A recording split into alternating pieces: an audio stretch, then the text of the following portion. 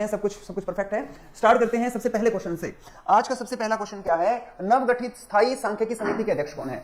आप मुझे बताएंगे भारत की नवगठित स्थायी सांख्यिकी समिति, इंग्लिश में कहते हैं newly formed standing committee on statistics. तो आप मुझे बताएंगे भारत में स्टैटिस्टिक्स डे कौन सी तारीख को मनाया जाता है? भारत में स्टैटिस्टिक्स डे 29 जून को मनाया जाता है। इस दिन महालनोबिस का जन्मदिन होता है, प्रशांत चंद्र महालनोबिस का जन्मदिन होता है। और भारत के पहले सांख्यिकी मंत्री का नाम बताइए। भारत के पहले सांख्यिकी मंत्री, जो हमारे देश में पहले सांख्यिकी मंत्री, आपको मैं बता दूं पीसी महालनोबिस जो है भारत की पहली, जो आजादी के समय पहली जो सांख्यिकी समिति के अध्यक्ष भी वही थे, उनका जन्मदिन 29 जून को होता है। आज अभी एक और सांख्यिकी समिति बनाई है, इसके अध्यक्ष हैं प्रणव सेन हैं। इसके अध्यक्ष किसे बनाया गया है? प्रणव सेन को। क्वेश्चन क्या है? भारत के कौन से राज्य, केरल ने अपना नाम बदलने के लिए उनकी विधानसभा में एक बिल पारित किया है। तो बताएंगे कि केरल का क्या नाम नया कर दिया गया है? केरल का नया नाम कर दिया है केरलम। अब अपनी बात करते हैं। केरलम जो नाम है ये दो शब्दों से मिलकर बना है, केरा और आलम। केरा और आलम, इनका मतलब बताइए। केरा का मतलब होता है नारियल और आलम का मतलब होता है भूमि, यानी कि नारियल की भूमि। केरा का मतलब होता है नारियल और भूमि, आलम का मतलब होता है भूमि। तो ये उससे जुड़ा हुआ नाम है। अगले क्वेश्चन पे आते हैं। इसके बारे में पूरी डिटेल आपके सामने दे दी गई है, आप इसे पढ़ लेना, शॉर्ट में मैंने आपको बता दिया। नेक्स्ट क्वेश्चन पे आते हैं। डी वाई चंद्रचूड़ कौन है? भारत के सीजीआई हैं, सुप्रीम कोर्ट के सबसे बड़े जज हैं। इन्होंने अभी इन्होंने कहा है कि हमारे पास जो वादी आते हैं हमारे देश में, जब ये सुप्रीम कोर्ट में जब किसी का केस जैसे लड़ते हैं तो उसके जो साथ में उसके परिवार वाले होते हैं उनको सुप्रीम कोर्ट में एंट्री मिलती है, तो पास बनता है उतना कि जब वो सुप्रीम कोर्ट में पेशी होती है तब उसमें उसके साथ जो लोग होते हैं, जो देखने आते हैं, पैरवी देखने आते हैं, उनका एक पास बनता है। तो पहली बार ये पास कैसा कर दिया गया है? डिजिटल कर दिया गया है। तो क्यूआर इनेबल्ड पास बनाया गया है, क्यूआर इनेबल्ड पास बना दिया गया है। जिसका केस सुप्रीम कोर्ट तक पहुंचेगा उसके साथ केस में जाने के लिए दो लोगों के पास बनेंगे। वो पास जो होंगे वो डिजिटल पास होंगे। उस पास का नाम होगा सुस्वागतम। उस पास का नाम क्या होगा? सुस्वागतम होगा। तो सुस्वागतम पास का संबंध किससे है? सुप्रीम कोर्ट से है। सुप्रीम कोर्ट ने पास बनाया है और ये वादियों के लिए बनाया है ताकि उनकी डिजिटल एंट्री हो सके। तो इस पास का नाम है सुस्वागतम। अगले क्वेश्चन पे आते हैं। अगला क्वेश्चन है, भारत सरकार ने किस वर्ष तक लेमेफाइटिस फाइलेरिया को खत्म करने का लक्ष्य लिया है? आप मुझे बताइए लिम्फेटिक फाइलेरिया क्या होता है? लिम्फेटिक जो फाइलेरिया होता है ये मच्छरों से फैलने वाली बीमारी है। आप ये जानते हैं कि भारत दुनिया भर में मच्छरों से बहुत सारी बीमारियां फैलती हैं। मलेरिया है, डेंगू है, मच्छरों से फैलती है। कोरोना है। इसके अलावा हम बात करें, ये इबोला आया था, ये सारी बीमारियां चमगादड़ों से फैली थी। निपाह वायरस किससे फैला था? चमगादड़ से फैला था। ये मच्छरों से फैलने वाली बीमारी है। भारत ने इसे खत्म करने का और ये जो है लक्ष्य लिया 2027 लिया है। 2027 तक भारत इसे क्या कर देगा? खत्म कर देगा। आपने भारत मलेरिया फ्री का लक्ष्य 2027 है और भारत में एंड टीबी मिटाने का लक्ष्य कब तक रखा है? 2025 तक रखा है। 2025 हमारा टीबी मुक्ति का लक्ष्य है। नेक्स्ट क्वेश्चन, ये क्वेश्चन को देखते हैं। आप मुझे बताएंगे कि ये जो रोग है, ये जो लिम्फेटिक फाइलेरिया रोग है, ये किस हमारे शरीर के कौन से भाग को प्रभावित करता है? ये हमारी लसिका ग्रंथि और नाड़ियों को प्रभावित करता है। लसिका ग्रंथि होता है, लिम्फेटिक हमारे जो ग्लैंड्स होते हैं उनको प्रभावित करता है। नेक्स्ट क्वेश्चन पे आते हैं। अगला क्वेश्चन आता है कि एक देश है कंबोडिया की, जो आप जानते हैं कि पार्लियामेंट के 3 भाग होते हैं। कंबोडिया की हर देश की पार्लियामेंट के 2-3 भाग, जैसे भारत की लोकसभा, राज्यसभा और राष्ट्रपति है। आप मुझे बताएंगे भारत की लोकसभा का अध्यक्ष कौन है? भारत की लोकसभा का अध्यक्ष ओम बिरला है। भारत की लोकसभा का अध्यक्ष ओम बिरला है। भारत की राज्यसभा का अध्यक्ष कौन है? भारत की राज्यसभा का अध्यक्ष कौन है? जनपति होता है, जगदीप धनखड़ है। कौन है? जगदीप धनखड़। जो भारत का उपराष्ट्रपति होता है वो भारत की राज्यसभा का सभापति होता है और एक राष्ट्रपति होती है। इन तीनों के मिलने से पार्लियामेंट बनती है। वैसे कंबोडिया के अंदर जो लोकसभा होती है उसे क्या कहते हैं? राष्ट्रीय सभा कहते हैं। तो कंबोडिया की राष्ट्रीय सभा की नई अध्यक्ष बनी है, क्या नाम है? खुओन सुवार्दी। ये बनी है, वहां की लोकसभा अध्यक्ष बनी है। अगला क्वेश्चन क्या है? एक इसमें लिखा सिन सूचना, क्या नाम है? सिन सूचना ऐप का संबंध कौन से राज्य से संबंधित है? सिन सूचना का मतलब है शेरों की सूचना, कि शेर कितने हैं। और आप जानते हैं कि भारत में एक राज्य ऐसा है जहां पर गिर नेशनल पार्क है, जहां पर शेर पाए जाते हैं। स्कीम है, क्या नाम है? सिन सूचना। सिन सूचना का मतलब शेरों की सूचना। ये शेरों की सेंसस के बारे में है, लॉ इन से संबंधित। कुछ ये भी हो गया था। आप मुझे बताएंगे भारत में एमएसएमई पर एक्सपो का आयोजन कहां पर किया गया?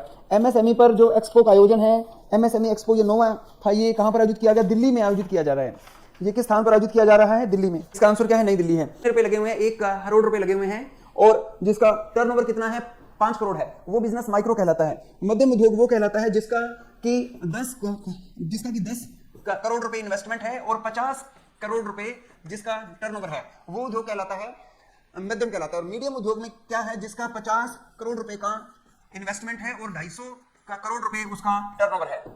तो ये आप देखेंगे, ये 5 गुना, 1 का 5 गुना 5, 10 का 5 गुना 50 और 50 का 5 गुना 250। क्वेश्चन में देखते हैं। अभी एक अभिनेत्री है करीना कपूर, इसने एक इन्वेस्टमेंट कंपनी में अपना इन्वेस्टमेंट किया है।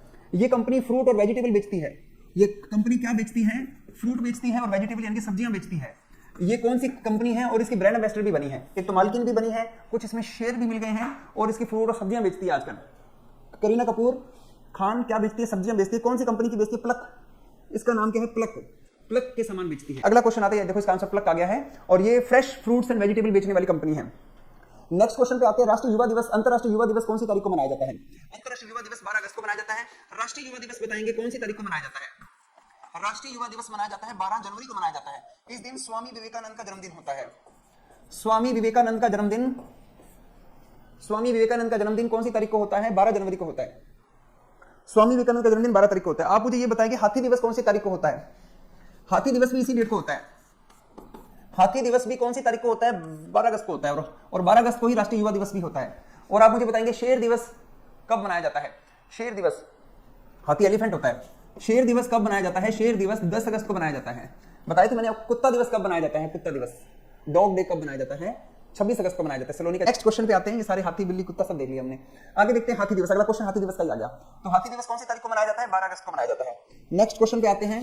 अगले क्वेश्चन देखते हैं, यूपीआई लाइट एक ऐप होती है। यूपीआई लाइट, आप जानते हैं कि आप गूगल पे, फोन पे से जब आप किसी को पेमेंट करते हो तो आपको क्या डालना पड़ता है? पिन डालना पड़ता है, बार बार डालना पड़ता है, पिन डालना पड़ता है। और आपने जब किसी को थोड़े थोड़े रुपए देने, 10 रुपए, 20 रुपए देने, 50 रुपए देने, आप इतनी बड़ी पिन जिसमें आपके बैंक में लाखों रुपए पड़े हैं, 20, 10, 30 रुपए देने के लिए लाख रुपए वाला खाता खोलते हो। अब वो कहते हैं कि आप ये लेन देन की सीमा पूछी है, ट्रांजेक्शन की सीमा पूछी है, एक बारी में कितनी ट्रांजेक्शन कर सकते हो। पहले ये लिमिट 200 रुपए थी, अब इसको बढ़ा के 500 रुपए कर दिया है। अब इसको बढ़ाकर कितने रुपए कर दिया है? 500 रुपए कर दिया। तो लेन देन की सीमा बढ़ाई है। अब क्वेश्चन आता है कि इसमें कितने रुपए रख सकते हैं? वैलेट में कितने रुपए रख सकते हैं? यूपीआई वैलेट में मिनिमम कितने रुपए डाल सकते हैं एक बारी में? 2000 रुपए। जय सिंह का जवाब सही है। यूपीआई वैलेट में हम डाल सकते हैं, देखो ये 200 रुपए से बढ़ा के 500 रुपए कर दिया, इसमें वैलेट में हम 2000 रुपए डाल सकते हैं। एक बारी में 2000 रुपए आएंगे, ताकि कोई 2000, क्योंकि इसमें कोई यूपीआई पिन वगैरह लगती नहीं है और ये कहीं ज्यादा पैसे डले हो तो वो निकल जाएंगे सारे पैसे। इसलिए सरकार कहती है कि 2000 रुपए तक डालो। जब ये 500 रुपए करके 10 रुपए करके खर्च हो जाए तो और डाल लेना। तो 2000 की लिमिट है यूपीआई लाइट की। नेक्स्ट क्वेश्चन आता है, कौन से बैंक ने 24 घंटे 7 दिन वीडियो बैंकिंग प्लेटफॉर्म शुरू किया है? आप फोन वीडियो से भी आप बैंकिंग कर सकते हैं। कौन से बैंक ने ऐसा किया है? AU small bank. आप जानते हैं कि एयू स्मॉल बैंक का हेडक्वार्टर जयपुर में है। ये बैंक राजस्थान का बैंक है। एयू स्मॉल बैंक किसका बैंक है? राजस्थान का बैंक है। एयू स्मॉल बैंक ने 24 घंटे 7 दिन वीडियो कॉल पे आपके लिए उपलब्ध रहेंगे। वीडियो कॉल कर लो उनको, व्हाट्सएप कॉल कर लो। चलो ये नया काम है। आगे देखते हैं, एयर इंडिया ने, आप जानते हैं कि एयर इंडिया को अब किसने खरीद लिया है? टाटा ने खरीद लिया है। एयर इंडिया को किसने खरीद लिया है? टाटा ने खरीद लिया है। इसका नया लोगो लॉन्च किया है, तो बताएंगे इसका नया लोगो का नाम क्या है? लोगो मैं आपको दिखा सकता हूं, इसकी पीडीएफ टेलीग्राम पे नहीं मिलेगी, इसकी पीडीएफ सफलता 360 एप्लीकेशन पे मिलेगी। ये द विस्ता नाम है। एयर इंडिया के नई लोगो का नाम है विस्ता, द विस्ता। आप मुझे बताएंगे भारत की नई पार्लियामेंट बनी है, उसका नाम है सेंट्रल विस्टा। मिलता जुलता नाम है सेंट्रल विस्टा। भारत की नई संसद बनी है, उसका नाम है सेंट्रल विस्टा। हमारी नई संसद में लोकसभा की सीटें कितनी? 888 हैं, राज्यसभा की सीटें 384 हैं, राष्ट्रपति की सीट 1 है। तो हमारी नई पार्लियामेंट में लोकसभा की सीटें रखी गई 888, राज्यसभा की सीटें 384 रखी गई हैं और ज्वाइंट सेशन के लिए 1272 सीटें हैं। 1272, जब इनको इकट्ठा बिठाना हो तब 1272 सीटें हैं। उसका नाम भी विस्टा है। मोदी जी ने उद्घाटन किया है। और आप जानते हैं कि हमारी नई पार्लियामेंट में मोदी जी को क्या दिया गया? सिंगोल दिया गया। और नई पार्लियामेंट 28 मई 2023 को उद्घाटन किया गया है। हमारी नई पार्लियामेंट का उद्घाटन कौन सी तारीख को किया गया है? 28 मई को किया गया है। और ये सिंगोल नाम का एक हथियार है, वो मोदी जी के हाथ में दिया है। ये चोल जो राजा होते थे ना, चोल राजा, वो देते थे, जब कोई नया राजा बनता था उसको देते थे, तो मोदी जी को दिया है कि आप नए राजा हो। है तो पुराना ही। चलो हम देखते हैं कि भारत में अभी एक, आप जानते हैं कि अंग्रेजों के जमाने में भारत में एक एविडेंस एक्ट होता था। भारत में एविडेंस एक्ट होता था, साक्ष्य अधिनियम था। इसको क्या किया जाएगा? समाप्त कर दिया जाएगा। एविडेंस एक्ट को समाप्त किया जाएगा। अब भारत में एक नया बिल पास हो रहा है, उस बिल का नाम है भारतीय साक्ष्य बिल 2023। आमतौर पे क्या होता है कि जब कोई आदमी गवाही देना चाहता है साक्षी के रूप में, तो उसके ऊपर हत्या हो जाती है, उसको मार दिया जाता है, कोर्ट में जाने नहीं दिया जाता, कुछ ऐसे एविडेंस होते हैं, उसको मिटा दिया जाता है। तो अभी बिल आ रहा है, भारतीय साक्ष्य बिल 2023 आ रहा है हमारी नई पार्लियामेंट में। नहीं, ये अभी बिल है, ये एक्ट बन जाएगा। और आप जानते हैं कि ये धारा जो है 114 है क्या? ये कौन से राज्य के मुख्यमंत्री ने मुख्यमंत्री सौर मिशन शुरू किया है? मुख्यमंत्री सौर मिशन में कितने रुपए दिए गए हैं? 500 करोड़ रुपए दिए गए हैं। 500 करोड़ रुपया दिया गया है। और ये मुख्यमंत्री कौन सा है? कॉनराड संगमा नाम से मुख्यमंत्री है, इसके द्वारा चलाई गई ये स्कीम है। तो आप मुझे बताना, कॉनराड संगमा जो है कौन से राज्य के मुख्यमंत्री है जहां पर ये स्कीम चलाई गई है? कॉनराड संगमा जो है ये मेघालय के मुख्यमंत्री हैं। कॉनराड संगमा जो है ये मेघालय के मुख्यमंत्री है। इन्होंने मुख्यमंत्री सौर मिशन शुरू किया है। इंग्लिश में देख लेते हैं, ये लिखा है कॉनराड संगमा। कॉनराड संगमा जो है चीफ मिनिस्टर ऑफ मेघालय। मेघ का आलय, मेघ का मतलब बरसात, बरसात वाला घर। दुनिया में सबसे ज्यादा बरसात कहाँ होती है? मेघालय में होती है। मेघालय की जगह है चेरापूंजी, मासिन राम, ये यहाँ सबसे अधिक बरसात होती है। तो ये सिंघम जो है उसी बरसात में बैठा है, ठीक है। ये क्या नाम है? सिंघमा, ये सिंघम, ठीक है, ऐसे याद कर लो।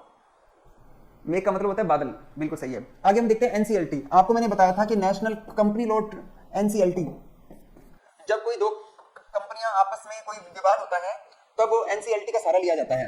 एनसीएलटी में कंपनियों के मामले सुलझाए जाते हैं। जीटीवी ने अभी हाल ही में कौन सी कंपनी का विलय हो गया है? तो जीटीवी और कौन सी कंपनी मिल गई है आपस में? आप मुझे बताएंगे जीटीवी किसके साथ मिल गया है? फटाफट बताएंगे, जीटीवी का विलय किसके साथ हो गया है? कुछ बच्चे कह रहे हैं वाईकॉम 18 में हुआ है। नहीं, वाईकॉम 18 में तो नहीं हुआ।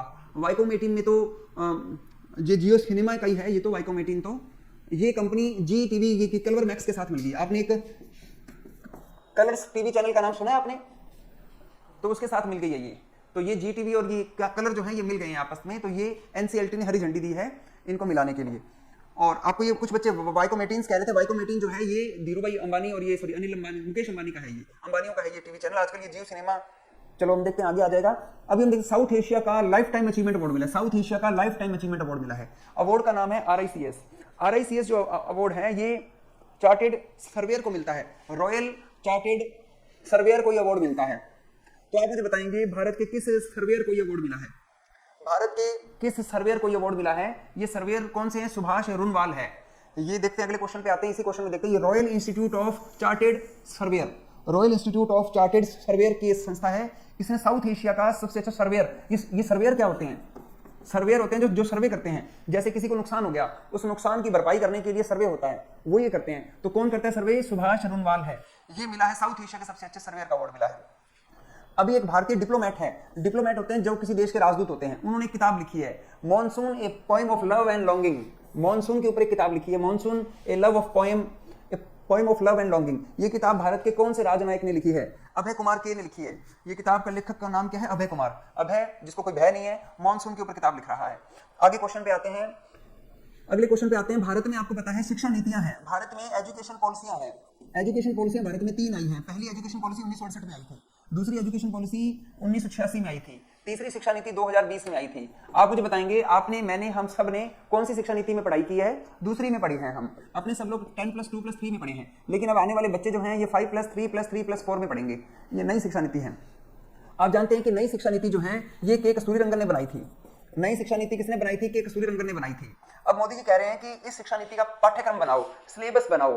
तो सरकार ने इस नई शिक्षक स्कूलों के पाठ्यक्रम को संशोधित करने के लिए 19 सदस्यीय समिति का अध्यक्ष पूछा है। भारत में नई शिक्षा नीति के जो अध्यक्ष होंगे, कौन ये बनाएंगे? सिलेबस बनाएंगे, सिलेबस बनाएंगे, एमसी पंत बनाएंगे, एमसी पंत ये अध्यक्ष होंगे। तो भारत में बच्चों का नया सिलेबस कौन बनाएंगे? एमसी पंत बनाएंगे। अब आप मुझे बताएंगे इस समिति के अध्यक्ष कौन होंगे? अध्यक्ष तो एमसी पंत होंगे। सुधा मूर्ति इसमें मेंबर है। सुधा मूर्ति नारायण मूर्ति की पत्नी है। ये शंकर महादेवन, आप जानते हैं कि शंकर महादेवन के नाम के साथ में लगा है डॉक्टर लग गया आजकल, ये डॉक्टर शंकर महादेवन हो गए हैं।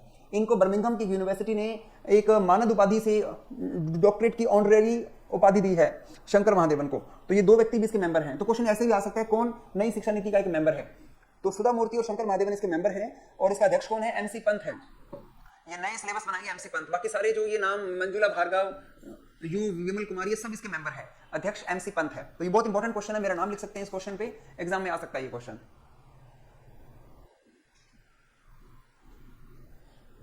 चलो अगले क्वेश्चन पे आते हैं। एनपीसीआई जो है, national payment corporation of India ने अभी यूपीआई की सुरक्षा करने के लिए, भारत में क्या है कि यूपीआई की सुरक्षा नहीं है, भारत के यूपीआई से लोगों से फ्रॉड हो जाते हैं, तो यूपीआई की सुरक्षा के लिए एक जागरूकता अभियान शुरू किया है। आप कुछ कोई भी मुझे स्टूडेंट बताइए, ये तीसरा अभियान है, इसका नाम बताएंगे, कौन बता सकता है? देखेंगे सबसे पहले, ताकि गूगल पे, फोन पे, कुछ बच्चे, मल्लिका कह रही यूपीआई से चर्चा, नहीं गलत है। और बताएंगे यूपीआई सेफ है, बच्चे कह रहे हैं ज्यादातर। एक ऑप्शन दिख नहीं रहा सर, इसका उत्तर है यूपीआई चलेगा। ये किसी ने जवाब नहीं दिया, तो इसका आंसर है यूपीआई चलेगा। ये इसका उत्तर है, जिससे कि यूपीआई की सुरक्षा बढ़ाई गई है, यूनिफाइड पेमेंट इंटरफेस की सुरक्षा बढ़ाई गई है। आप देख सकते हैं उत्तर आगे यूपीआई चलेगा। अगले क्वेश्चन पे आते हैं। अगला क्वेश्चन, 2 क्वेश्चन निकल गए क्या? एक ही चला है। नेक्स्ट क्वेश्चन पे आते हैं। देखो आरबीआई के पास ना 2 प्रकार की ब्याज दरें होती हैं। इसकी रिकॉर्डिंग हो रही है ना? रिकॉर्डिंग, अच्छा रिकॉर्डिंग हो रही है। तो स्टूडेंट आप मुझे ये बताएंगे कि आप मुझे बताएंगे रिजर्व बैंक की रिजर्व बैंक की दो प्रकार की क्या है इंटरेस्ट रेट होती है। एक तो फ्लोटिंग इंटरेस्ट रेट होती है, जब जो कस्टमरों से ब्याज दरें ली जाती है, जो कस्टमर से वसूली जाती है, कस्टमर से या तो फ्लोटिंग इंटरेस्ट रेट वसूली जाती है या फिक्स इंटरेस्ट रेट वसूली जाती है। कस्टमर जो होता है, जब किसी पहले क्या होता था, जब ये फ्लोटिंग का मतलब होता है परिवर्तनशील ब्याज दर होती है। परिवर्तनशील ब्याज दर बेस रेट प्लस के हिसाब से होती है। सरकार कहती है कि बैंक के कहते हैं कि जब हम आपका लोन, जब किसी का लोन पास होता है तो वो कहते हैं बेस रेट प्लस 2% ब्याज दर लगेगी। तो जैसी बेस दरें बढ़ती हैं या घटती हैं तो उसका ब्याज दर क्या हो जाता है, बढ़ा दिया जाता है। जब वो घटती है तो घटा दिया जाता है। आप ये जानते हैं कि बेस रेट कंसेप्ट भारत में दीपक मोहंती लाए थे। दीपक मोहंती नामक व्यक्ति थे जो भारत में बेस रेट का कंसेप्ट लाए थे। बेस रेट क्या होता है, मिनिमम ब्याज दर होती है। दीपक मोहंती था ये।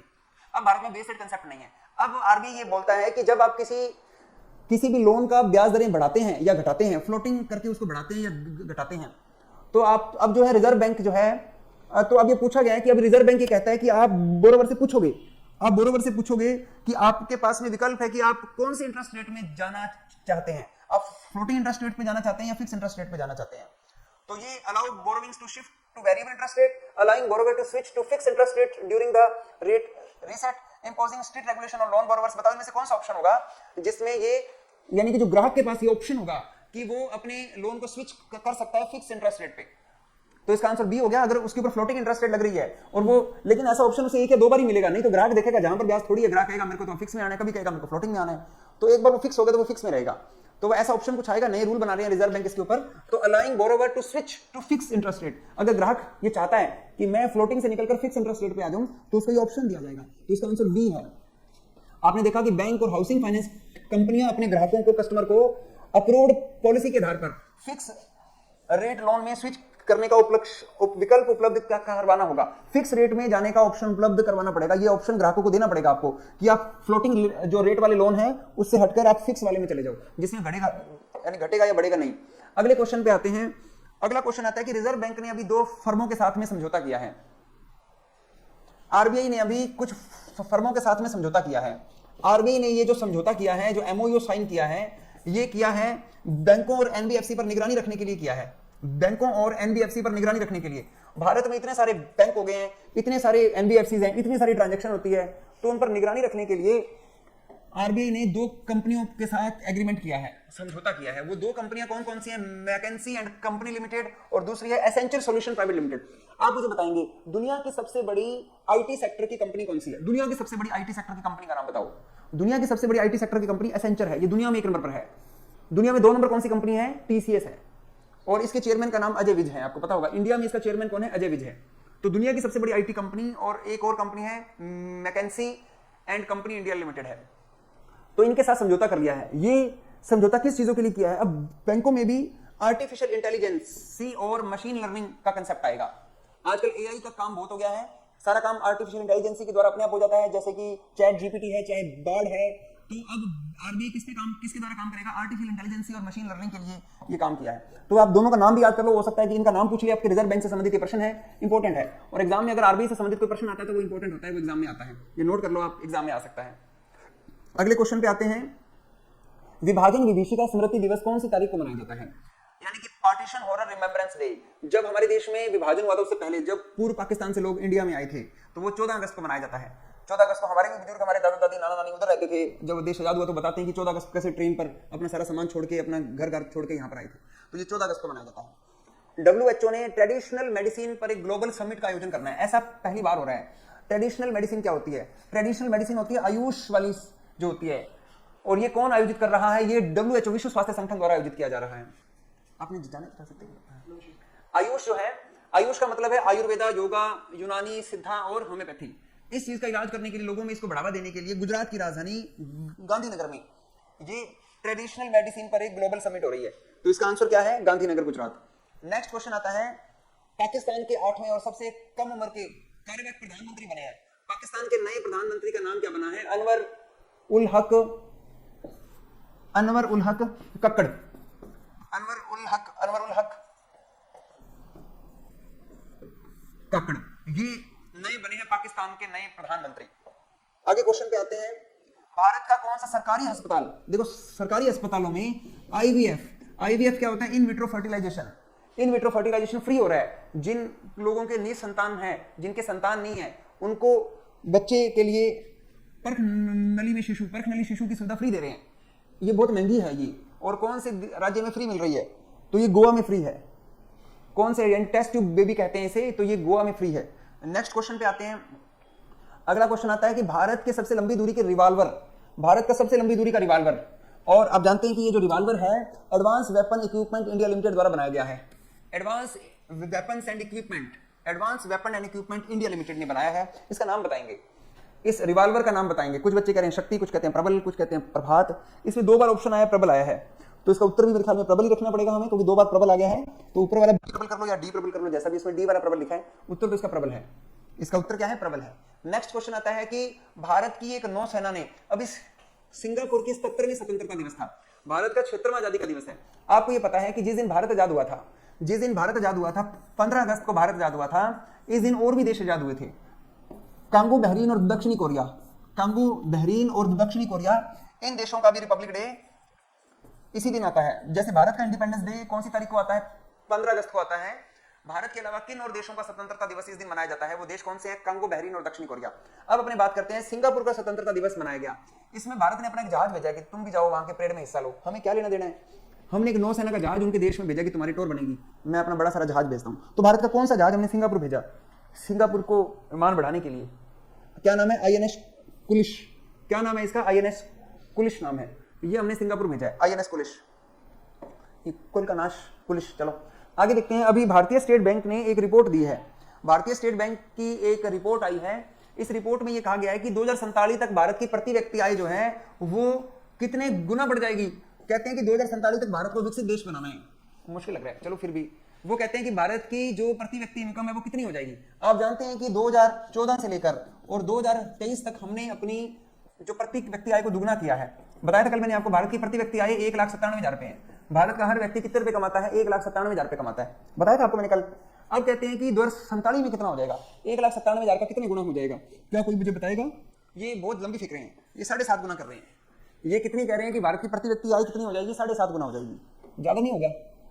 ज्यादा हो गया। अब ये कह रहे हैं कि भारत का एक व्यक्ति हर साल में 14.9 लाख रुपए कमाएगा। सारे लोग एक कितने रुपए तो सारे कमाएंगे। 14.9 लाख रुपए, यानी इतना पैकेज भारत के हर बच्चे का होगा। ये भारत की प्रति व्यक्ति आय होगी। हर व्यक्ति इतने रुपए तो साल में जरूर कमाएगा, मतलब कि 1,00,000 1,50,000 रुपए से ऊपर इनकम होगी सारों की, हर भारतीय की। तो आपने देख लिया कि भारत की अब प्रति व्यक्ति आय बड़ा विकसित देश होने वाले हैं। भारत छोड़ के मत जाओ, फिर वीजा नहीं मिलेंगे भारत वाले वापस आने के लिए। ठीक है, प्रति व्यक्ति इनकम हमारी 14.9 लाख। स्टेट बैंक वाले कह रहे हैं 7.5 गुना हो जाएगी। ये देखो 7.5 गुना बढ़ा रहे हैं हमारी इनकम, हो भी सकती है। अभी हमारी इनकम 2 लाख के करीब है, 1,97,000 रुपए है, और 14.9 लाख हो जाएगी। चलो आगे बढ़ो। आगे हम देखते हैं कि ऐसी कौन सी वस्तु है जिस पर भारत सरकार ने अप्रत्याशित रूप से टैक्स लगाया है। अप्रत्याशित टैक्स, अप्रत्याशित कर होता है विंडफॉल प्रॉफिट टैक्स होता है। इतना टैक्स की आज तक किसी चीज पे लगा ही नहीं है। कौन कौन सी वस्तु है जिसके ऊपर ये टैक्स लगा है? सरकार ये टैक्स लगा रही है, ए और बी दोनों पर लगा रही है। घरेलू रूप से कच्चे तेल पर, कोई भारत में क्रूड ऑयल बना ले, भारत में कोई डीजल पेट्रोल बना ले भारत में, और निर्यात किया गया डीजल, कोई आपने डीजल एक्सपोर्ट कर दिया, तो उस डीजल पे इतना टैक्स लगाएंगे कि आप देखते रह जाओगे। सरकार ऐसा क्यों कर रही है? क्योंकि डीजल पेट्रोल की कीमतें बहुत ज्यादा बढ़ रही हैं। अब लोगों के किसी के खेत में से क्रूड ऑयल निकल गया, या मतलब कोई उसने क्रूड ऑयल बना लिया और वो बाजार में बेचेगा, वो अमीर हो जाएगा। सरकार कहती है कि हम उसे अमीर नहीं होने देंगे, वो टैक्स हम लेंगे, उसको बराबर कर देंगे। उसका रेट इतना बराबर होगा कि उस पर इतना टैक्स लगा देंगे कि वो बाहर बेचेगा तो भी उस पर टैक्स उतना होगा, वो उतना ही रेट हो जाएगा कि वो उसको कोई प्रॉफिट नहीं होगा। प्रॉफिट सिर्फ सरकार को होना चाहिए, कोई प्राइवेट आदमी ना पैसे कमा ले। ठीक है, तो सरकार कहती है कोई आदमी क्रूड ऑयल अगर किसी ने बना लिया, कच्चा तेल बना लिया, उसको बहुत टैक्स लगाएंगे, उसको बराबर कर देंगे। कई लोग हमारा तेल ना लेके उसका तेल लेने लग जाएंगे। चलो अब हम देखते हैं, आगे बढ़ेंगे। तो ये 1 और 2 दोनों हैं।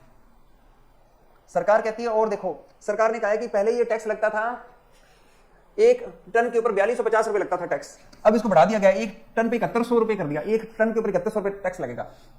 7100 रुपए 1 टन पे, जो 4200 लगता था उसको 7100 कर दिया। उसको महंगा करने की कोशिश कर रहे हैं ताकि कोई डीजल पेट्रोल इधर उधर से लेके यहाँ बेचना ले, सिर्फ सरकारी डीजल पेट्रोल बेचेगी, सरकार वाला सस्ता मिलेगा। आगे हम देखते हैं अगला क्वेश्चन, ओटीटी प्लेटफॉर्म्स का आ गया। अभी जियो सिनेमा ने कौन सा ओटीटी प्लेटफॉर्म खरीद लिया है? इनमें से कौन सा खरीदा है? जियो ने नेटफ्लिक्स खरीद लिया है, अमेजॉन प्राइम खरीदा है, डिज्नी हॉटस्टार खरीदा है, जी खरीदा है, या वाईकॉम 18 को अपने अंदर विलय कर लिया है? इसमें वैसे लिखा नहीं है, इसने वोट खरीदा, वोट को किया था पहले, वोट WWT वोट है ना, वोट इसमें ऑप्शन नहीं है। वाईकॉम 18 तो है ही इनका, जियो सिनेमा का ये वोट खरीद लेना, वोट भी इन्होंने खरीदा है। इसका आंसर तो वाईकॉम 18 है, लेकिन इसके साथ में इसने वोट भी खरीदा है। वाइकोम 18 कोई वो ओटीटी प्लेटफॉर्म नहीं है। वाइकोम 18 तो एक मीडिया क्या है, वो तो एक है। ये वाइकोम 18 कोई वूट कहते हैं क्या? ये वूट का ही नाम है क्या? वूट है, ये तो प्रोडक्शन हाउस है एक वाइकोम 18 तो इसने वूट को खरीदा है। कौन सा ओटीटी प्लेटफॉर्म से खरीदा है? वूट खरीदा है। नेक्स्ट आता है कि एलआईसी के नए एमडी बने हैं। आप जानते हैं कि एलआईसी के नए चेयरमैन बने हैं सिद्धार्थ मोहंती। सिद्धार्थ मोहंती तो लिखा जा रहा, लिखने की जरूरत क्या है, ये सिद्धार्थ मोहंती तो चेयरमैन है। अब इसके नए एमडी बने हैं, कौन बने हैं? एलआईसी के नए एमडी कौन बने हैं? एलआईसी के नए एमडी बने हैं आर दोराई स्वामी, ये नए एमडी बने हैं। आप मुझे बताएंगे रिजर्व बैंक के नए डिप्टी गवर्नर कौन बने हैं? आरबीआई के नए डिप्टी गवर्नर कौन बने हैं? वो भी स्वामी है, स्वामीनाथन जानकी रमन। तो आप देख सकते हैं ये दोनों ही स्वामी हैं। एक स्वामी तो रिजर्व बैंक चला गया, एक स्वामी आप एलआईसी में चला गया। ये दोराई स्वामी है और ये सीट पहले खाली थी। ये किसकी रिप्लेसमेंट है? ये एलआईसी का जो ये चेयरमैन है ना, ये पहले एमडी था, ये बन गया चेयरमैन। ये सीट खाली हो गई, इसकी जगह इससे पहले एमआर कुमार थे चेयरमैन, वो रिटायर हो गए, उनकी जगह सिद्धार्थ मोहंती को बना दिया। अभी एक हाल ही में दिग्गज फुटबॉलर भारतीय फुटबॉल टीम के कप्तान मर गए हैं। तो आप मुझे बताएंगे कौन से भारतीय टीम के कप्तान मर गए हैं और जिनको भारत का पेले कहते थे? भारत का क्या कहते थे? पेले दुनिया का महान प्लेयर है, ब्राजील का खिलाड़ी है। एक बार हॉस्पिटल में भर्ती हो गया था, हॉस्पिटल से खेलने आ गया। वो कहता तू कैसे आ गया? तू तो भर्ती था। कहता मेरी टीम हार रही है और इसका मैच देखना, वो पट्टियां बंधी हुई है इसके हॉस्पिटल की सारी। मोहम्मद हबीब है। तो भारत का किसको कहते हैं? पेले मोहम्मद हबीब को कहते हैं। ये मर गया है, एक्सपायर हो गया है, निधन हो गया है, इसको क्या हो गया। नेक्स्ट क्वेश्चन पे आते हैं। आप जानते हैं कि सीएसआईआर है भारत में एक, सीएसआईआर की फुल फॉर्म, सीएसआईआर भारत में है। आपकी क्लास में भरत है जो भारत मुझे सीएसआईआर की फुल फॉर्म बताएंगे, क्योंकि भरत जो है सीड्स कॉर्पोरेशन में, वो सीएसआईआर के बारे में बताएंगे। हाँ, तो बताएंगे सीएसआईआर ने, भारत ने एक कमल की एक फूल की एक किस्म बनाई है। कमल का फूल है, भारतीय जनता पार्टी का राष्ट्रीय फूल है। इसकी एक नई किस्म बनाई है, इस फूल की एक नई बनाई है किस्म। इसका नाम मोदी जी के नाम पे रख दिया। जो फूल है मोदी फूल है, इसको नमो फूल कहते हैं, नमो 108। इस फूल का नई जो एक रखी गई है, इसकी एक क्वालिटी है, इसकी एक नई वैरायटी है। ये लोटस के फूल की एक नई वैरायटी है। इस वैरायटी का नाम है नमो। नमो का मतलब नरेंद्र मोदी। नमो का मतलब क्या है? Narendra Modi. Council of science and industrial research, बिल्कुल सही बताया। सीएसआईआर की फुल फॉर्म होती है council of science and industrial research, CSIR. अगले क्वेश्चन पे आते हैं। किस अंतरराष्ट्रीय संगठन ने पूर्वोत्तर भारतीय राज्य मेघालय में प्रारंभिक बाल विकास और मातृत्व मानसिक स्वास्थ्य को बेहतर बनाने के लिए 40.5 मिलियन अमेरिकी डॉलर का लोन दिया है? भारत में मेघालय के ऊपर काफी ज्यादा आजकल वो हो रहा है। मेघालय को भी सौर मिशन भी शुरू किया। मेघालय में भी 40.5 मिलियन अमेरिकी डॉलर मिले हैं। बताओ किसने दिए हैं? ये बच्चों के लिए और महिलाओं का मानसिक विकास। कई बार महिलाओं का मानसिक स्वास्थ्य खराब हो जाता है, घर बार की टेंशन, परिवार की टेंशन। चलो अब हम देखेंगे ये किसने दिया है। ये किसने दिया है? ये दिया है एडीबी ने, एशियन डेवलपमेंट बैंक ने दिया है। आपको छोटा सा ट्रिक बताता हूं मैं। जो तो भारत के चीन के पड़ोसी है ना, चीन के पड़ोसी जो राज्य हैं, भारत का नक्शा देखोगे ना, भारत का नक्शा देखोगे, भारत के नक्शे में जो चीन के पड़ोसी हैं, जो जिनकी सीमा चीन से लगती है, उन सारों में एडीबी लोन देता है। क्योंकि एडीबी जो है, एडीबी किसका बैंक है? ये चीन का, ये बैंक जो है जापान का बैंक है। इसके चेयरमैन का नाम मासासुगु आसाकावा, चाइनीज है, और चीन और जापान की बनती नहीं है। तो वो जापान जो है चीन को चिढ़ाने के लिए वो इन एरियो में सारों को पैसे देता है और इन लोगों को चीन के खिलाफ खड़ा करता है। तो अगर आपसे कभी असम, मेघालय, इधर हिमाचल प्रदेश कोई भी लोन होगा ना, वो एडीबी देगा। आप देखना अधिकतर एडीबी का लोन आएगा, क्योंकि एडीबी की किससे नहीं बनती? चाइना से नहीं बनती, यानी कि जापान की चीन से बनती नहीं है। तो वो जानबूझ करके इधर पैसे देता है, इधर विकास करता है। अब इधर रोड बन रही है, चीन के आस पड़ोस में रोड बना रहा है, वो एडीबी बना रहा है, बनाओ यहाँ पे रोड बनाओ, इनको जगाओ, तुम्हारे एरिया में रोड बना रहे हैं। तो एडीबी को क्या जरूरत है यहाँ? तो एडीबी या तो यहाँ पैसे या फिर यहाँ लगाता है, यहाँ से सीधा जापान की तरफ माल एक्सपोर्ट होता है। ये तो तमिलनाडु, हैदराबाद में पैसा लगाता है, इस एरिया में पैसा लगाता है। राजस्थान देखते ही नहीं है, आता ही नहीं एडीबी वाला। एडीबी का चेयरमैन मासासुगु आसाकावा है। इसका हेडक्वार्टर मनीला में है। इसका जो अध्यक्ष है ना, इसका जो अध्यक्ष है हमेशा जापानी होता है लगभग। एडीबी का अध्यक्ष जो होता है ना, लगभग ये जापान समर्थित, इसमें जापान का पैसा बहुत लगा हुआ है। हेडक्वार्टर तो मनीला है। तो बस आप एडीबी लगा देना, कभी भी ऐसे क्वेश्चन आए ना, मेघालय पूर्वोत्तर में एडीबी होता है लगभग इसका उत्तर। अगले क्वेश्चन पे आते हैं। भारत का पहला drone common testing centre, drone की टेस्टिंग करने के लिए सेंटर स्थापित किया जा रहा है। ड्रोन भारत में बन रहे हैं बहुत ज्यादा। अब तो एग्रीकल्चर में किसान भी पेस्टिसाइड का छिड़काव करने के लिए भी ड्रोन लगा रहे हैं। 10 लाख के ड्रोन आ रहे हैं बड़े बड़े। किसानों की फसलों के लिए आदमी की जरूरत ही नहीं है, मशीनों से हो जाएगी, खेती आसान हो गई। तो कहां पर ये लगाया जा रहा है ड्रोन टेस्टिंग सिस्टम? ये डीआरडीओ और आईआईटी मद्रास वाले, डीआरडीओ भारत में ड्रोन बनाते हैं और आईआईटी मद्रास वाले मिलकर इसकी करेंगे टेस्टिंग, क्या ये ड्रोन सही है कि नहीं है। तो ये टेस्टिंग हो रही है, तमिलनाडु में हो रही है, ये डीआरडीओ और आईआईटी मद्रास। और आप बताएंगे कि तमिलनाडु में ये कौन सी जगह है, कौन सा गांव है जहां पर ये हो रही है ये टेस्टिंग। तो ड्रोन के लिए बहुत बड़ा एक माहौल से बना दिया इन्होंने। श्री पेरुम्बदूर, कौन सी जगह है? श्री पेरुम्बदूर जगह है तमिलनाडु में, हो सकता है ये जगह का नाम भी आ जाए। श्री पेरुम्बदूर के वल्लम वडकल, वल्लम वडगल नामक जगह है। कौन सी जगह है? वल्लम वडगल। ये चलता का नहीं, तो आपने देख लिया वल्लम वडगल जगह है श्री पेरमदूर। पेरमदूर में ही तो शायद राजीव गांधी प्रधानमंत्री को उड़ा दिया था बम से। श्री पेरमदूर में गए थे चुनावी सभा करने के लिए 21 मई 1991 को बम से उड़ा दिया था। आगे देखते हैं, भारत का एयरफोर्स, इंडियन एयरफोर्स एक बहुत बड़ी एक्सरसाइज करने जा रहा है। वायुसेना ने इस बार एक धमाका सा कर रहे हैं, वायुसेना वाले। ये क्या हो गया इसको? भारत की वायुसेना जो है एक बहुत बड़ा क्या करने जा रही है, एक थोड़ा हैंग हो गया स्टूडेंट से, कैसे करें इसको?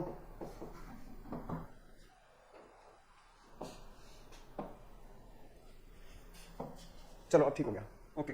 तो भारतीय वायुसेना ने अभी एक विशाल बहुसैनिक संगठन अभ्यास का आयोजन किया है।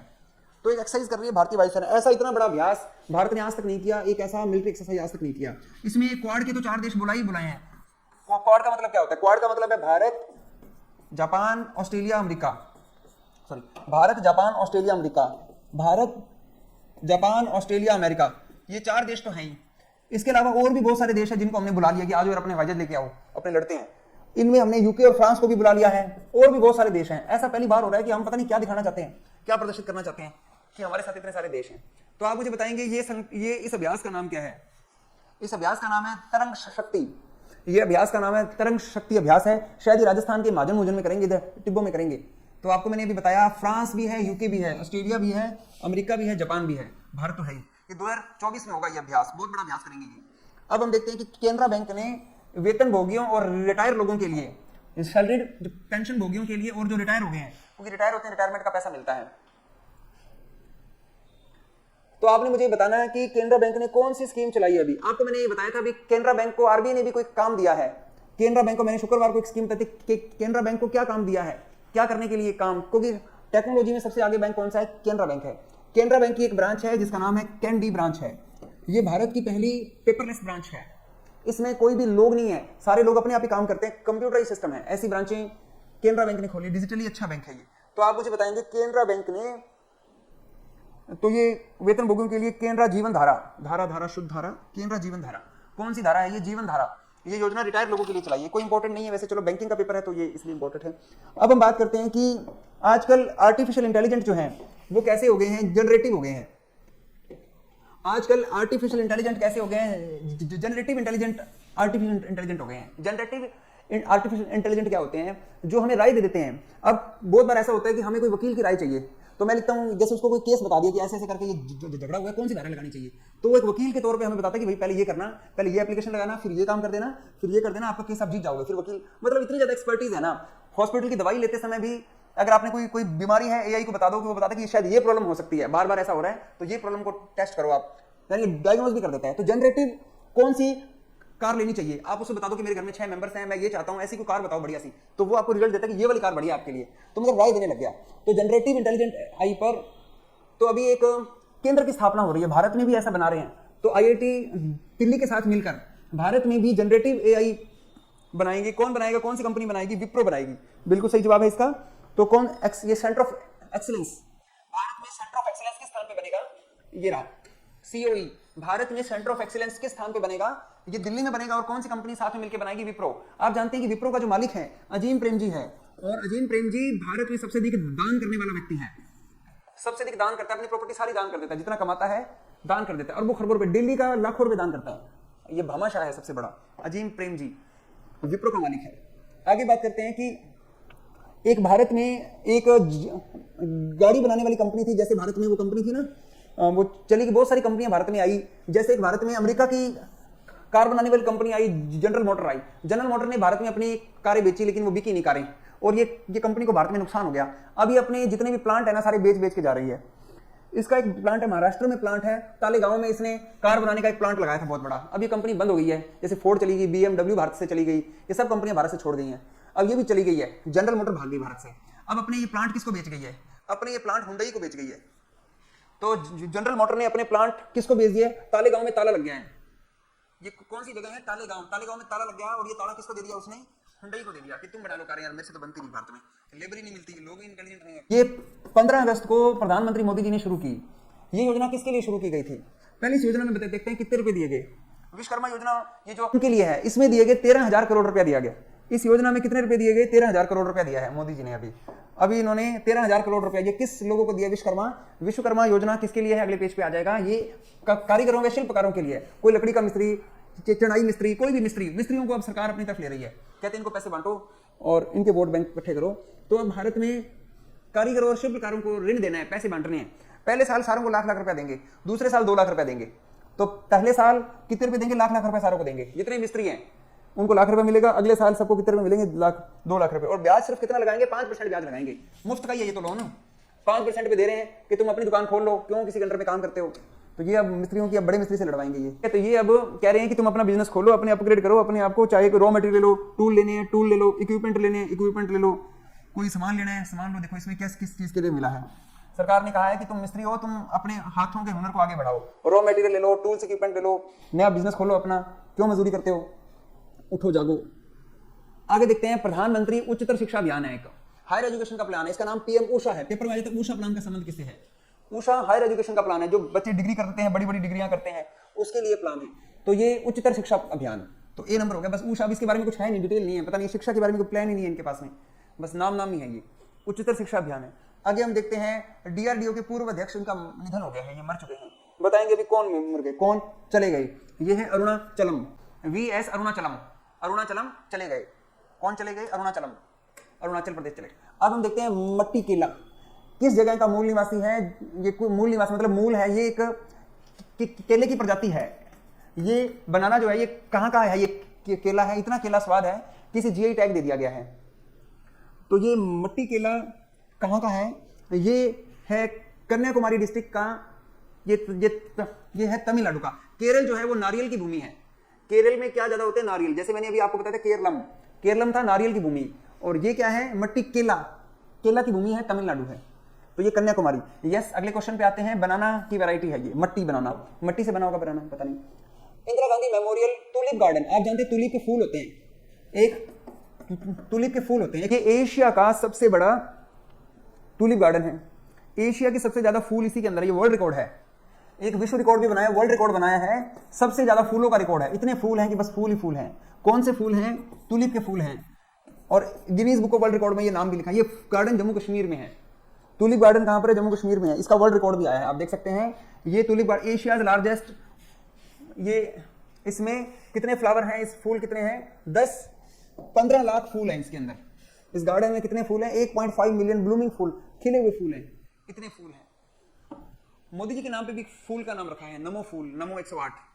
कौन सा फूल है ये? किसने? CSIR ने रखा है। ठीक है, आप मुझे बताएंगे अडोब कंपनी। आप जानते हैं कि अडोब के सीईओ का नाम इंडियन है। अडोब के सीईओ हैं शांतनु नारायण है।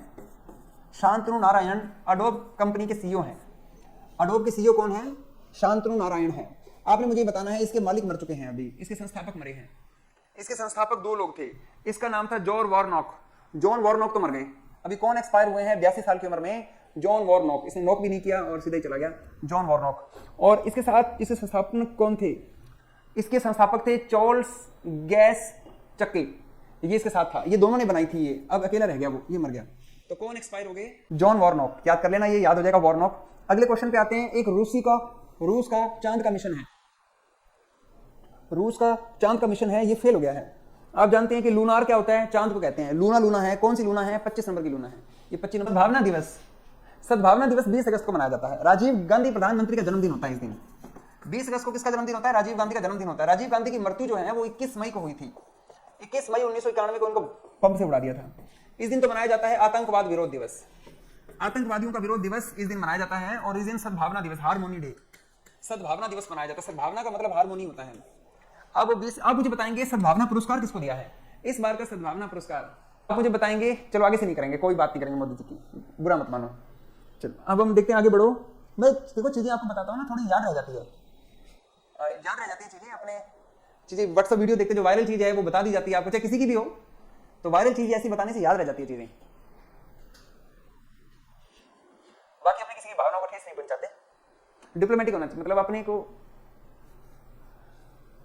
चलो कोई बात नहीं बोलते। चलो आगे देखो। अब हम बताएंगे सद्भावना पुरस्कार किसे दिया गया है। सद्भावना पुरस्कार किसे दिया गया? इस बार का सद्भावना पुरस्कार दिया गया है वनस्थली विद्यापीठ। बिल्कुल सही जवाब है, वनस्थली विद्यापीठ। आप मुझे बताएंगे वनस्थली विद्यापीठ कहां पर है?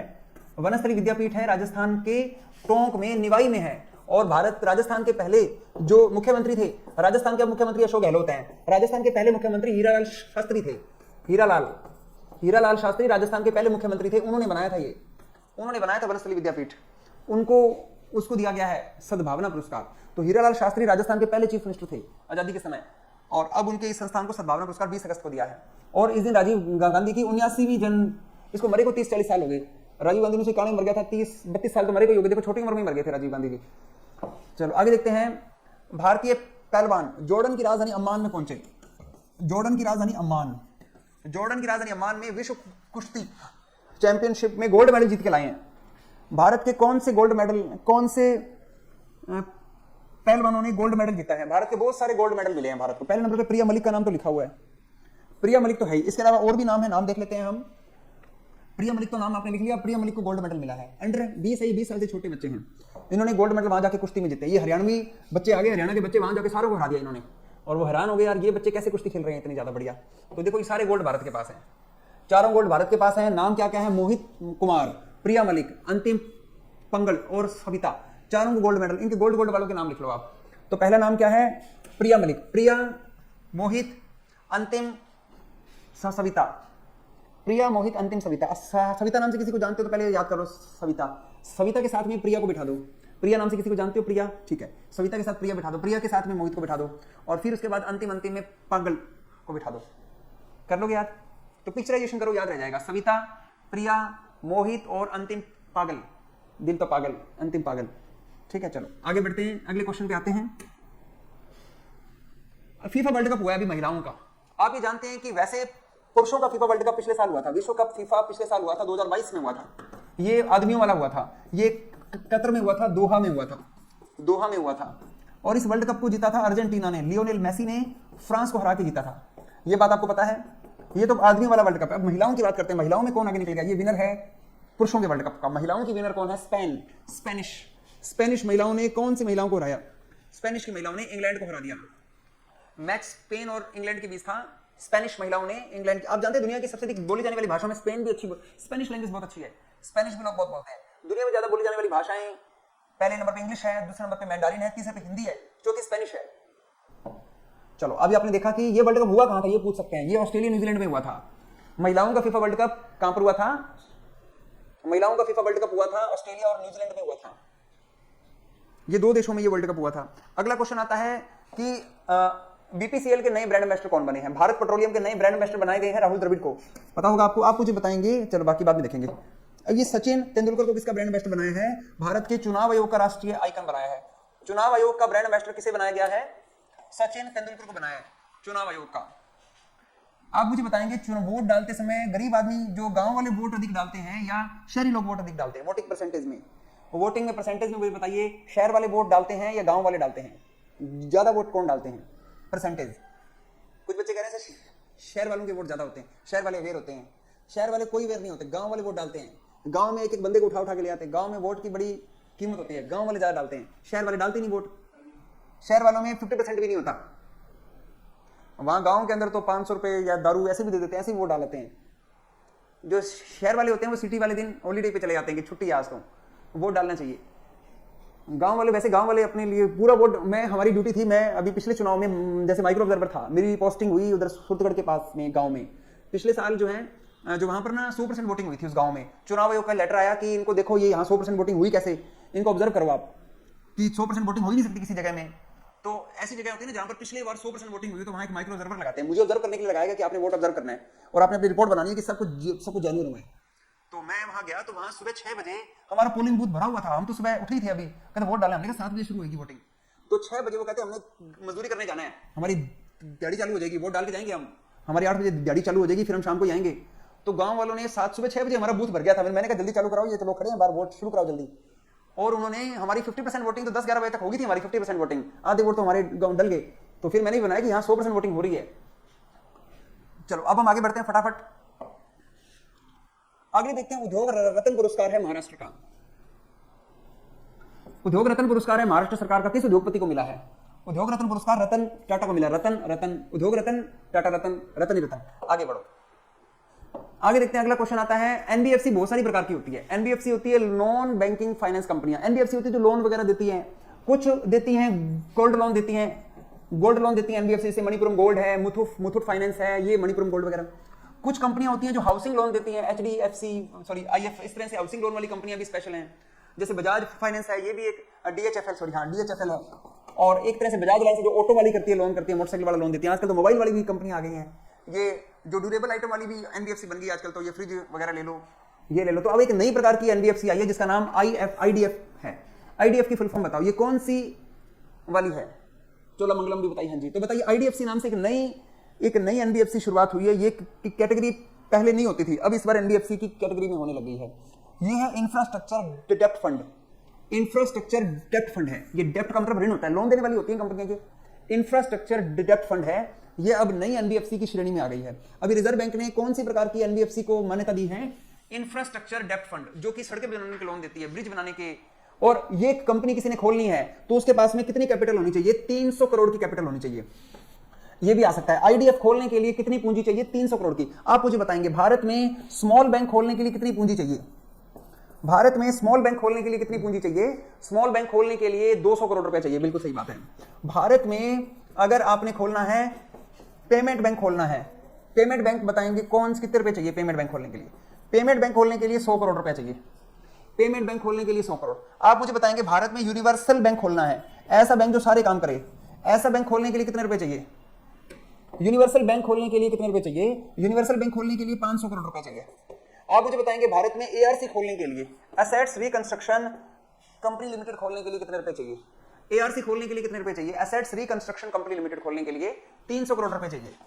एसेट्स रिकंस्ट्रक्शन, ये मैंने आपको मिनिमम कैपिटल बताई सबकी। एआरसी के लिए 300 करोड़ रुपए चाहिए। आप मुझे बताएंगे, पेमेंट बैंक स्मॉल बैंक में फर्क क्या है? एक ऐसा बैंक जो लोन नहीं दे सकता, वो कौन सा बैंक है? इनमें से कौन सा बैंक जो लोन नहीं दे सकता? ये तीन प्रकार के बैंकों में कौन सा बैंक लोन नहीं दे सकता? पेमेंट बैंक लोन नहीं दे सकता। ईयू सॉरी ये जो आते हैं Airtel payment bank, Paytm bank, Paytm payment bank, ये लोन नहीं दे सकते। और स्मॉल बैंक लोन भी दे सकते हैं और पेमेंट भी कर सकते हैं, लेकिन इनकी एक लिमिट है। स्मॉल है, छोटे छोटे हैं बैंक है, ये स्मॉल बैंक है, इसकी लिमिट 25 लाख रुपए तक का लोन की लिमिट है। ठीक है, 25 लाख से ऊपर का लोन नहीं दे सकते, और 1 लाख से अधिक डिपॉजिट भी, ऐसी कुछ लिमिट्स भी है इसकी। सौरभ गांगुली किसके ब्रांड एम्बेसडर है? रमा ने पूछा है। सौरभ गांगुली है त्रिपुरा के ब्रांड एम्बेसडर हैं, और क्लास प्लस के भी हैं, क्लास प्लस के ब्रांड एम्बेसडर भी हैं। चलो आगे बढ़ते हैं, हम अगले क्वेश्चन पे आते हैं। और इन बैंकों का सीआरएआर कितना परसेंट होना चाहिए? Capital risk weighted assets ratio, ये 15% होना चाहिए। सीआरएआर कितना होना चाहिए? 15% होना चाहिए। मैं आपको कल दोपहर की क्लास में सीआरएआर बताऊंगा क्या होता है, capital risk to weighted assets ratio क्या होता है, ये क्या होता है, और ये कितना परसेंट होना चाहिए? 15% होना चाहिए। आप मुझे बताएंगे, बासेल थर्ड आ रहा है, बासेल थर्ड भारत में कितने प्रतिशत सीआरएआर की डिमांड कर रहा है कि यूनिवर्सल बैंकों का कितना सीआरएआर होना चाहिए? बासेल थर्ड, बासेल जगह कहां पर है? स्विट्जरलैंड में है। बासेल थर्ड जो है ये भारत में, हाँ बासेल भी पढ़ाऊंगा कल मैं आपको बासेल के नियम ही पढ़ाऊंगा। बासेल 9% के करीब कहते हैं, 10.5 बता रही हैं, 9% है बासेल में। 11.5 तो सीएआर है, कैपिटल मतलब एडिक्वेसी रेशो है, 11.5 है, 11.5 एडिक्वेसी रेशो है, 9% सीआरएआर है। चलो कल बासेल बताऊंगा मैं आपको, बासेल को पढ़ेंगे हम। आईएनएस वागीर, ये एक ऐसी है, ये क्या, ये सबमरीन है जो कि किसी एक देश में बहुत लंबे समय तक रही है। ये अभी बहुत लंबे समय तक किसी एक देश में रही है। तो आपने मुझे ये बताना है कि आईएनएस वागीर जो है ये किस देश में रुकी रही और किस देश से अभी आई, और ये कौन सी क्लास की ये एक पनडुब्बी है। ये ऑस्ट्रेलिया में रुकी हुई थी, इसको हमने ऑस्ट्रेलिया भेजा था। हमने कहा जब तक हम तेरे को बुलाए ना तो आना मत। ये जहाज हमने ऑस्ट्रेलिया में रुका रखा था ताकि समुद्री लुटेरे हमारे जो बिजनेस को खराब ना कर दे। कई बार आ जाते लुटेरे, आ जाते हैं बीच में। तो आईएनएस वागीर को हमने ऑस्ट्रेलिया में किया था तैनात। ये ऑस्ट्रेलिया में रही, जून से अगस्त तक ऑस्ट्रेलिया में खड़ी रही। ये जून से अगस्त के बीच में ऑस्ट्रेलिया में खड़ी रही। अब ये ऑस्ट्रेलिया से इसको वापस बुलाया, इतने महीने ऑस्ट्रेलिया में खड़ी रही है, जहाज स्टार्ट ही खड़ा रहा। ये कौन सी कैटेगरी की एक क्लास की है? ये स्कॉर्पियन है। स्कॉर्पियो का नाम सुना? स्कॉर्पियो, ये स्कॉर्पियो है हमारी, ये स्कॉर्पियो क्लास की है। स्कॉर्पियो जो है एक फ्रांस से जहाज आया था, इसके नाम पे एक स्कॉर्पियो गाड़ी भी आती है। स्कॉर्पियो बड़ी रेट भी काफी है उसका। स्कॉर्पियो जहाज सबसे पहले फ्रांस ने बनाया था, तो हमने स्कॉर्पियो की नकल करनी शुरू कर दी। तो हमने एक स्कॉर्पियो जहाज की ये डुप्लीकेट बनाया, इसे आईएनएस वागीर कहते हैं। ये स्कॉर्पियन क्लास की है। ये कौन सी क्लास की है? ये स्कॉर्पियन क्लास की है। स्कॉर्पियन जो है ये फ्रांस में बना था सबसे पहले, बाद में हमारे देश में। एक बार हमें चीज दिखा दो, हम इसकी डुप्लीकेट अभी बना देते हैं। एक बार दिखा दो, बस खोल खोल के देख लेते हैं। तो हमने आईएनएस वागीर बना लिया। स्कॉर्पियो से हमने भारत में क्या बना लिया? आईएनएस वागीर। वजीर नहीं है ये, वागीर है। चलो आगे हम देखते हैं भारत चीन की सीमा पर, भारत, आपको पता है जो बॉर्डर रोड होती है, भारत पाकिस्तान का जो बॉर्डर होता है ना, उसमें सड़कें कौन बनाता है? बीआरओ बनाता है। अभी हम बॉर्डर पे रहते हैं, हमारी बहुत बड़ी सड़क बन रही है भारतमाला, उसके ऊपर सड़क पे बीआरओ लिखा हुआ है, हरे रंग का बोर्ड लगा हुआ है, बीआरओ लिखा हुआ है, ऐसे करके बोर्ड आपने देखे होंगे, बीआरओ लिख के बना हुआ है, बॉर्डर की सारी रोडें बीआरओ बनाता है। अब भारत और चीन की सीमा पर बहुत ऊंची एक रोड बन रही है, जमीन से 19,400 किलोमीटर ऊंची एक रोड बन रही है, तो बीआरओ बना रहा है इसे। ये दुनिया की सबसे ऊंची रोड होगी, अभी दुनिया की सबसे ऊंची रोड का नाम है उमलिंगला है, उमलिंगला, इसका रिकॉर्ड भी टूट जाएगा। ये उमलिंगला जो है ये लद्दाख में है, और हमारे स्टूडेंट की पोस्टिंग भी है इधर, वो उसने फोटो भी शेयर किया था उमलिंगला पे, इसका रिकॉर्ड तोड़ देंगे। तो अब हम देखते हैं कि मनीष कुमार पूछे सर क्लास कब खत्म होगी, कितने मिनट और चलेगी, बोर हो गएगा स्टूडेंट्स? मैं तो सोच रहा था पूरी पीडीएफ पढ़ा दें, चलो मैं जल्दी करता हूँ खत्म, कोई बात नहीं स्टूडेंट, अभी करते हैं। चलो अब मुझे बताएंगे ये रोड का नाम क्या है? इस रोड का नाम है लिकारू मिगला फुकचे, लिकारू मिगला फुकचे, लिकारू मिगला फुकचे, मिगला क्या ला, मिगला फुकचे। अच्छा डिनर का टाइम है, भूख लग रही है, जल्दी करते हैं, बस अभी खत्म कर देंगे स्टूडेंट, जल्दी बस थोड़े से क्वेश्चन, मुझे बस थोड़े से क्वेश्चन और पढ़ाने दो, बस अभी थोड़े से और पढ़ा के अभी खत्म करते हैं, फिर कोई बात नहीं, बाकी पीढ़ी पढ़ा देंगे कल आपको, कोई बात नहीं। तो अभी ना भारत में ग्रीन हाइड्रोजन, भारत सरकार ने हरित हाइड्रोजन मानक को अधिसूचित किया है। भारत ने कहा है कि ग्रीन हाइड्रोजन उस हाइड्रोजन को मानेंगे, ग्रीन हाइड्रोजन उस हाइड्रोजन को मानेंगे जिसको आपने, अगर जो हाइड्रोजन आपने निकाली, आपने ग्रीन हाइड्रोजन क्या होती है? पानी को तोड़ के निकलती है, पानी में से H2 और O2 से मिलकर पानी बनता है, इस पानी को तोड़ के जो हाइड्रोजन निकलती है वो कौन सी हाइड्रोजन होती है? इलेक्ट्रोसिस करते हैं उसे क्या किया जाता है? इलेक्ट्रोसिस करते हैं। हम इसका क्या करते हैं? चलिए हम इसका क्या करते हैं? इलेक्ट्रोसिस करते हैं और इसमें से हाइड्रोजन निकालते हैं। और ये इलेक्ट्रोसिस किससे करते हैं? ये रिन्यूएबल एनर्जी से करते हैं, जैसे सोलर वगैरह से करते हैं। लेकिन अगर आपने इसमें 1 किलो हाइड्रोजन निकालने में आपने 2 किलो आपने कार्बन डाइऑक्साइड का इस्तेमाल किया, 2 किलो आपने CO2 का इक्विवेलेंट का इस्तेमाल किया, 1 किलो तो आपने निकाली है गैस निकाली है, 1 किलो तो आपने निकाली हाइड्रोजन गैस निकाली, उस 1 किलो गैस निकालने में आपने 2 किलो कार्बन डाइऑक्साइड का इस्तेमाल मतलब और निकाल दी, फिर तो ठीक है। अगर 2 किलो से ज्यादा आपने धुआं कर रखा है और इधर आप 1 किलो आप निकाल रहे हो, हाइड्रोजन गैस निकाल रहे हो, तो कहते हैं ये क्या कर रहे हो तुम? 1 किलो निकालने के लिए 3 किलो तुमने धुआं कर दिया, सारा आसमान धुएं से भर दिया, तो ये क्या है? ये ग्रीन हाइड्रोजन। तो ये कहते हैं कि 2 किलो CO2 निकाल लो और 1 किलो आप वो निकाल लो, फिर तो काम सही है। अगर 2 किलो से ऊपर धुआं कर दिया तो हम तुम्हारी ये ग्रीन हाइड्रोजन नहीं मानेंगे। ठीक है, मुझे हंसी आ गई, अभी हम दोनों डिस्कस हो रही थी हमारी, मैं इसका वीडियो देख रहा था। तो ये कह रहे हैं कि 2 किलो CO2 इस्तेमाल कर लो, आप कार्बन डाइऑक्साइड 2 किलो ले लो और 1 किलो ग्रीन हाइड्रोजन निकाल लो, फिर तो ठीक है। अगर 2 किलो से ज्यादा आपने इस्तेमाल की ना, आपने कार्बन डाइऑक्साइड आपने की है, देखो 2 किलो वाला आंसर है, 2 किलो CO2 इस्तेमाल कर लो लेकिन 1 किलो हाइड्रोजन गैस निकले तो भी सही है, तो ग्रीन हाइड्रोजन आगे के लिए अच्छी होती है। तो ये आप ध्यान देना। बस आगे मैं 4-5 क्वेश्चन और पढ़ाऊंगा, जल्दी आप लोगों को और नहीं करेंगे, खाना खाने का टाइम है आप लोगों का। अब अपने देखते हैं कि भारत के अंदर ना जैसे कोई गाड़ियां आती है ना, तो विदेशों में क्या करते हैं, गाड़ी जब लॉन्च करते हैं ना, गाड़ी की टेस्टिंग होती है, गाड़ी को टक्कर मारते हैं, जोर से टक्कर मारते हैं, साइड से टक्कर मारते हैं, पोल से टक्कर मारते हैं, जब वो गाड़ी पूरी तरह तोड़ देते हैं, ड्राइवरलेस गाड़ी को टक्कर मारते हैं, फिर कहते हैं कि हाँ ये गाड़ी अब सही है। इसका जो सिक्योरिटी टेस्ट होते हैं, ये भारत में नहीं होते थे, अब ये सिक्योरिटी टेस्ट भारत में होने लगे हैं। अब ये क्वालिटी चेक करने के लिए टेस्ट हो रहे हैं। अब एक तो फ्रंट ऑफसेट होगा, टेस्ट होगा, पहले आगे से ठोकेंगे गाड़ी को, फिर ये साइड से ठोकेंगे, फिर ये पोल से ठोकेंगे, किसी जैसे खंबे के अंदर ठोकेंगे, पोल होता है खंबा, तो ये गाड़ियों को ठोकेंगे अब फ्रंट से, साइड से, पोल से। तो ये टेस्टिंग भारत में 3 प्रकार की टेस्टिंग शुरू कर दी इन्होंने। और फिर ये क्या देंगे, स्टार लगाएंगे, ये गाड़ी ये 5 स्टार की है, ये पहले तो फ्रंट से ठोक के देखेंगे, ठीक है। तो ये कितने प्रकार से ठोकेंगे गाड़ी को? 3 प्रकार से, फ्रंट से, साइड से और पोल साइड से। तो ये इन्होंने बनाया है एक प्रोग्राम, इसका नाम NCAP है। NCAP की फुल फॉर्म क्या होती है? न्यू कार असेसमेंट प्रोग्राम है। तो भारत की ये कार ठोकने वाले प्रोग्राम का नाम क्या है? न्यू कार असेसमेंट प्रोग्राम है, NCAP। आगे समझ में। अब बात करते हैं कि ये कौन सी मिनिस्ट्री के अंडर में आता है। ऑल ऑफ दीज इसका उत्तर है, और ये भारत के रोड ट्रांसपोर्ट और हाईवे मिनिस्ट्री के अंडर में आएगा। ऑल ऑफ दीज है, ये इसमें सारे प्रकार से ठोकेंगे गाड़ी को, तो फिर उसके बाद उसकी टेस्टिंग करके बता देंगे कि ये वाला ठोकने वाला ये जो सही है, ये गाड़ी सही है। आगे देखते हैं, नितिन गडकरी हमारे देश के रोड ट्रांसपोर्ट हाईवे मंत्री है। अब देखते हैं ये न्यू कार असेसमेंट में कितने स्टार दिए जाएंगे गाड़ियों को। ये 1 से 5 स्टार है, 1 से 4 स्टार है, 3 स्टार है या 2 स्टार है, कितने स्टार देंगे गाड़ियों के? कितने स्टार होंगे गाड़ियों के? स्टार तो 5 स्टार होते हैं। अब गाड़ियों को स्टार मिलेंगे 1 to 5 स्टार, तो वो गाड़ी लेना जिसके 5 स्टार लगे हों, जो सारी तरफ से ठुक के भी सही है, चल रही है, तो उस गाड़ी को कौन सा स्टार मिलेगा? 5 स्टार मिलेगा। तो 5 स्टार वाली गाड़ी लेना आप। NCAP आगे समझ में, न्यू कार असेसमेंट प्रोग्राम है।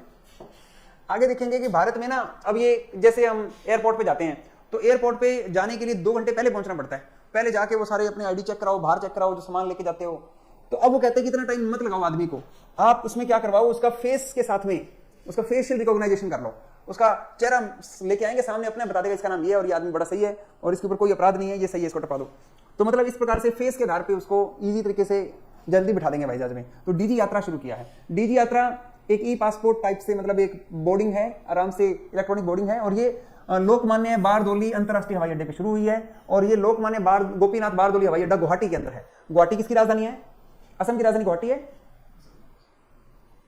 असम की राजधानी कहते हैं क्या? नहीं है, असम की राजधानी तो दिसपुर है, अंकित ने सही बताया। गुवाहाटी किसी की राजधानी नहीं है। हाँ, ये इससे पहले दिल्ली, हैदराबाद, बेंगलोर में भी है, ठीक है। ये नॉर्थ ईस्ट की पहली है, ये नॉर्थ ईस्ट की फर्स्ट है, वैसे इंडिया की फर्स्ट नहीं है, ये नॉर्थ ईस्ट की पहली है।